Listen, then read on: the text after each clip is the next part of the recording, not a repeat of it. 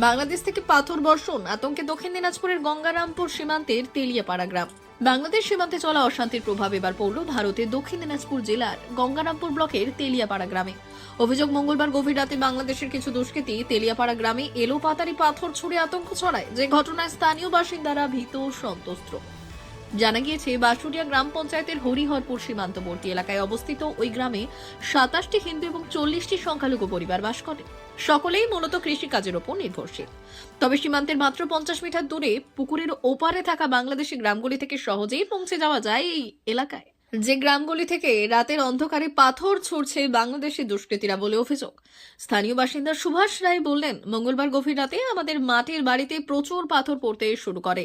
বাড়ির ক্ষতি তো হয়েছেই, তার সঙ্গে সন্তানদের নিয়ে কিভাবে থাকবো বুঝতে পারছি না, আতঙ্কে দিন কাটছে। বিষয়টি জানার পর বুধবার বিকেলে ঘটনাস্থলে পৌঁছয় জেলা পুলিশ সুপার চিন্ময় মিত্তাল, মহকুমা পুলিশ আধিকারিক সহ বিশাল পুলিশ বাহিনী। স্থানীয় পঞ্চায়েত সদস্য সিরাজুল ইসলাম জানান, বিএসএফ ও পুলিশ প্রশাসনকে দ্রুত জানানো হয়েছিল, তারা ঘটনাস্থল পরিদর্শন করছেন। তবে এই বিষয়ে জেলা পুলিশ সুপার এবং বিএসএফ কর্তৃপক্ষ কোনো মন্তব্য করতে চাননি। এদিকে এই ঘটনা নিয়ে আতঙ্কিত তেলিয়াপাড়ার গ্রামবাসীরা নিরাপত্তার দাবি জানিয়ে প্রশাসনের দ্রুত পদক্ষেপের আবেদন জানিয়েছেন। হ্যাঁ, কি হয়েছিল ঘটনা? এই ঘটনা বেরিয়ে রাত্রি অসম্বিতে ইন্টাল পড়তেছে বাড়িতে। তো আমরা তো সব চাঙ্গা ফাঙ্গা যত আছে গ্রামে সবাই দৌড়াদৌড়ি করে গেলাম, যাই ফের নাই, আবার কিছুক্ষণ পরে ফের আবার একটা ইঁটা পড়ল। কি কারা মারলো এই ইটালটা? কারা মারলো ওটা রাত্রে তো দেখা যায় না, কুয়াশা, লাইট মারি দিয়েছি, ওই লাইটও দেখা যায় না।